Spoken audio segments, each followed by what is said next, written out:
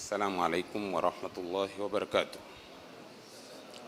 Alhamdulillah wassalatu wassalam ala rasulillah wa ala alihi wa sahbihi wa man walahu wa ba'd. Ni jumuiko la jambo jema lifaalo kutolewa nasaha kwa wingi sana, lakini nasaha zote haziwezi kutolewa kwa sasa na zikaisha zote. Nitaenda moja kwa moja. Nasaha zitamuhusu bwana harusi aliyoko mbele yetu, tumuonaye kuwa kikweli leo huoa. Kwa hivyo nasaha zitanlenga haswa. Pia nasaha zitawalenga wale ambao hawajaruzukiwa kuoa na tamaa iko kuoa. Pia nasaha hazitawatoka. Pia nasaha zitawalenga wenye kuoa usingizini siku zote wao huoa kwenye usingizi. Ukihesabu ndoa zao kwa taarifa zao, misikiti karibu 20 wao wamefungiwa ndoa usingizini. Kwa hivyo wana wanawake zaidi ya 4 kwa sharia ya dini yetu. Pia hizi nasaha zitawalenga, maana alotupa taarifa ya kuoa kwingi usingizini, huyo mpaka kivamato takuwa lengo la ndoa halijui, kwa sababu atakuwa ya mpichiki yao kwenye ndoto kuijenga sharia kivamato. Si hatari hiyo? Sasa sitaki mambo yawe marefu. Mal gharadhu min az-zawaj, kwa jua jambo kubwa mtu ni kufahamu lengo la jambo. Famal gharadhu min az-zawaj, hii zawaji kuoa lengo lake kweli ni nini? Ili mtu akisimama kuoa awe bidii yake ni kufikia kwenye lengo halisi. Lengo la kuoa ni alhusulu ila dhurriya, ni moja kati ya malengo ya kuoa, kufikia kwenye familia ambayo kwa vitabu vya kifikihi pia wanasema al-usratu ni familia.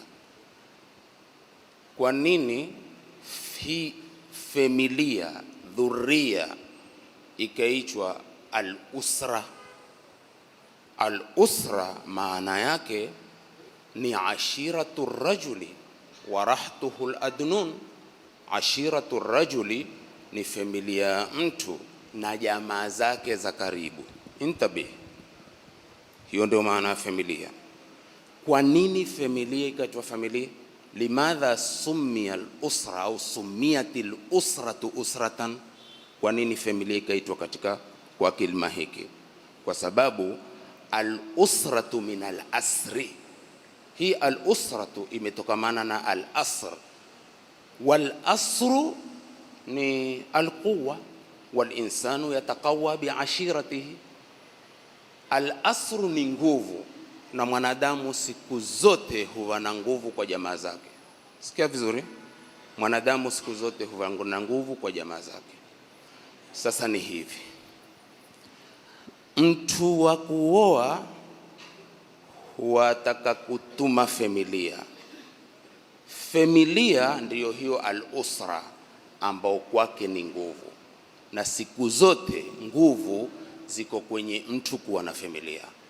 Unyonge na udhaifu na kudhalilishwa na kuteswa na kusunuliwa na kunenwa uko katika mtu kuwa ndiye pekee, na hakuna mtu alotimbuka duniani akawa peke yake. Sikiliza vizuri sana ili mambo asiwe marefu. Angalia, mtu akikosa familia lakini huwa na baba, huwa na mama, na pengine akapata wawili watatu katika kile kizazi cha baba na mama. Tukua mfano, Ammar bin Yasir alikuwa familia yake ni hii: ni babake Yasir bin Amir, ni mamake Sumayyatu bint Khayyat, ni ndugu yake Abdullah bin Yasir.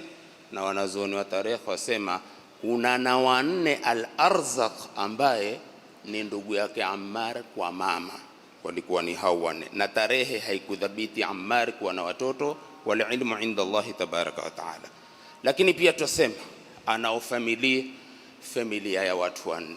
Mbona ukifungua vitabu ona Ammar bin Yasir ni katika wale walonyongeshwa, waloteswa, walodhalilishwa, waloadhibiwa. Jamaa ukwambia kwa kuwa ilikuwa familia yake ni ya watu hao, sasa ikawa hunyongeka sana. Waislamu, hili la kubalika kiakili na la kubalika kidalili. Kubalika kidalili ni pale Mungu aliposema sisi tunapoomba saa zote, shufu, Rabbana hablana min azwajina wa dhurriyatina qurrata ayunin waj'alna lilmuttaqina imama. Hiyo dalili, kwa sababu dhurriya imetajwa. Kukubalika kiakili ni vipi? Angalieni Waislamu, mwenye kutaka MCA, mwenye kutaka useneta, mwenye kutaka ugavana, mwenye kutaka uraisi, sema mwenye kutaka ubunge, mwenye kutaka uchifu, mwenye kutaka usabu chifu, mwisho mvekeni ndhewa ncha pia kiongozi. Na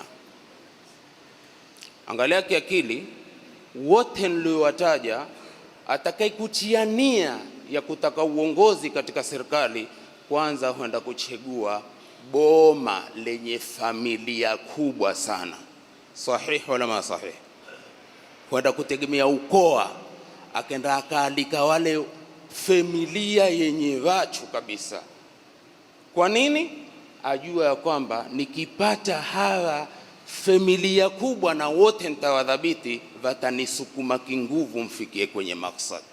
Ni kweli familia ni nguvu kulingamana na hali ya vitabu.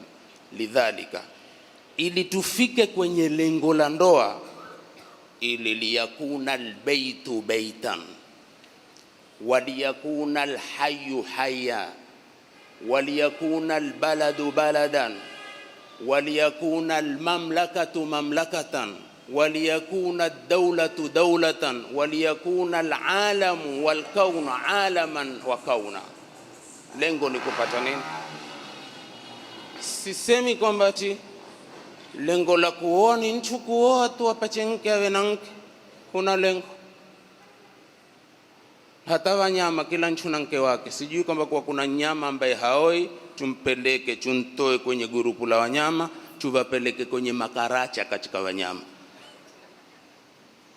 Kana wale ambao hawataki kuoa katika wanadamu wakaiamulia kuwa makaracha katika mambo mengine, lakini asli ni kupata dhuria. Basi point ya mwisho.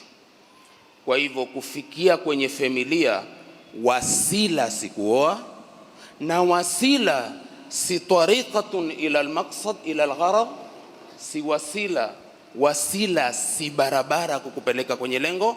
Sasa wasila ni huyu mwana wetu leo kuoa.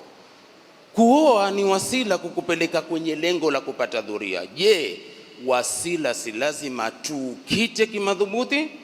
Tujenge vipi kimadhubuti? Pointi za mwisho inshallah ni hivi. We mwanangu, mwanafunzi wetu, familia yetu, nasaba yetu, kidini na kiutu na kitangamano, yote hayo, wala hayo sisemi kwa kubahatisha, husema kwa dhati za roho yangu. Tukipata vijana wetu leo waoa, wallahi kwetu sisi huwa ni furaha, na wao wakatuchagua kuwa nyinyi wazee wetu, walimu wetu, tupeni nasaha. Wallahi huwa kama hizi aya zilizosoma na vuru huu, ni nurun ala nurun yahdi Allahu linurihi man yasha. Alaysa kadhalik? Sasa kwenye mengi tukuwa matatu tu, udhabiti wasila ufike kwenye lengo.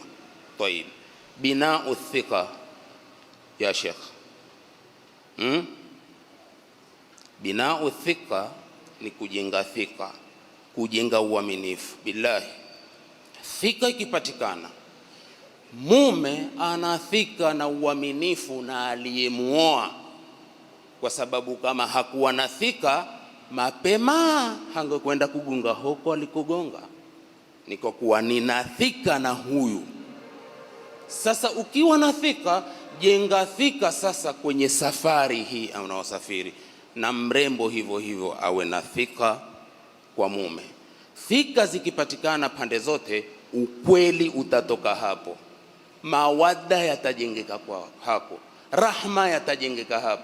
Angalia hili la thika tu, hatusemi tuzungumze thika, tuzungumze mawadda, tuzungumze haya yote yatajengeka kwa uaminifu wa mume na kwa uaminifu wa nani? Kwa uaminifu wa mke. Moja, halina sherehe. Kuna kile kinachoitwa al-ihtiramu al-mutabadil. Al-ihtiramu al-mutabadil ni heshima ya pande zote. Umuheshimu mrembo, mrembo akuheshimu, uiheshimu familia ya mrembo, mrembo aiheshimu. Isitoke yale maneno ya kibaharia ya kikwetu, mara usema nimemuoa, nimemuokoa. Ule ni lini muokoa? Ulimuokoa? Mbona ulikwenda kwake tu? Ulikwenda kwake ulikuwa hufa kwa mahaba, umpachi mwingine isipokuwa. Kwa hivyo usitokwe na maneno maviti kusema mimi nilikuokoa tu, kama sikukuoa wewe usingepata mwingine. Ni maneno mengine ya uhuni sana yatokao kwetu sisi. Kupatikane al-ihtiramu al-mutabadil. Heshimu familia yake, aheshimu familia yake. Musizungumze yote ambayo yataleta mvurugo na ngongano. Khalas, mbili. La tatu ambalo ni la mwisho ni lipi? Kuheshimu tofauti. Angalia kuheshimu tofauti katika, mbona tumesema kuheshimu tofauti katika mlango wa ndoa? Kuheshimu tofauti ni kwa kuwa huwezi kukaa mwanangu na kuna valotuchangulia, kila mmoja una tepe zake hapa kipeleka kitwa mkono wa kulia, na waona makanal katika kuoa, tunawaona masergeant major kwa upande huku, tukenda kwa huko kuna mpaka wale mainspector general. Mainspector general ni wale ambao tayari wana tepe 4. Tumefahamiana sana? Lakini tuwaulizeni wote hao, hakuna siku hata moja hawajagongana kitofauti? Tuwapata faida gani ya kuhusisha kuheshimu tofauti tena katika mlango wa ndoa, si katika mlango wa kifikihi, katika masailul mukhtalaf? Ni hivi, utakuja kutofautiana na bibi yako, msishtuke sema mbona uliopiga fali. Mtakuja kutofautiana, tofauti ima ilete natija ama ilete hasara. Tunataka tofauti ya natija, utatoa rai aione si rai kwa heshima na taadhima. Tena kwambie baby, tena siku hizi inani hilo siku hizi, ambia baby, angalia usifanye wasiwasi, hii rai yako haileti natija 1 2 3. Hebu isikiliza rai yangu. Mzee wa kazi nasikia Habiba, yeye ataambia kwa Kiarabu, Habiba mwambie rai ni kadhaa ni kadhaa ni kadhaa. Mara unge mkono, ni kweli, hadha ra'yun saibun, aifuate moja. Ama tatoa rai iwe saibun, ameipata rai nzuri, iungwe mkono na mrembo, na mrembo nasema wacha hiyo na hii pia naiona nzuri. Mara zimekusanyika rai 2 zote nzuri zikafana, ikawa ni hiyo nuru na la nuru. Ama inaweza zikafeliza rai zote, zikifela sema basi hizi si kheri, sisi hata tufikirie nyingine. Kwa hivyo lazima kuheshimiane, kutofautiana, ili tofauti ya kuleta natija. Sio kwamba kwa hakuna tutofautiane. Kwa nini tusitofautiane? Na tumeumbwa hilo lipatikane. Ina maana hata mke na mume hutofautiana, lakini tofauti ndiyo hiyo.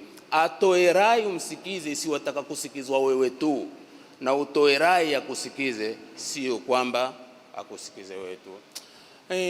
Watanisimame hapa. Nafikiri hata wale ambao hawajaoa wamechukua kidogo. Litakiwalo kitu kimoja: jenga thika, kuwa mkweli. Ukitoka umechelewa, mwambie nimechelewa kwa sababu kadhaa kadhaa kadhaa kadhaa.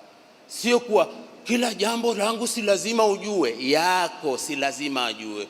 Lakini si kwa masala kwamba nimetoka nimepita maskani hapo, nilikuwa mmezoea kila barabarani, kuanzia leo sili barabarani, basi nimekwenda mmetamani kuwasalimia marafiki zangu. Ukienda ukiamba uruka kabisa, bwana nimechelewa leo msikitini kwa sababu nimepiga rakateni pamoja na witri kisha nikafanya tasbihi ndefu. Tasbihi pia hufaa kufanywa kichandani, na tasbihi za kichandani nzuri zaidi kuliko tasbihi zako za msikitini.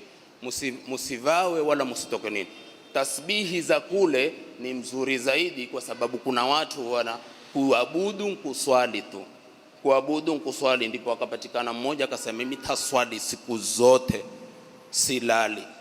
Mwingine akasema tafunga siku zote sili. Mwingine akasema sioi.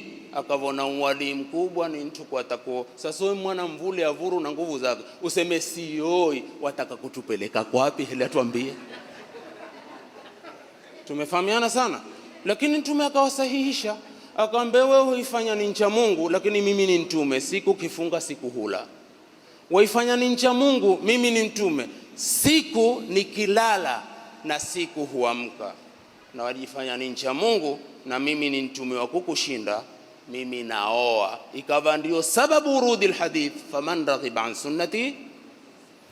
Mimi nakuombea kila la khairi mwanangu, Mwenyezi Mungu aifanye ni ndoa njema, aibariki, aijalie dhurriyatan tayyiba, innaka sami'ud du'a. Wassalamu alaykum wa rahmatullahi wa barakatuh.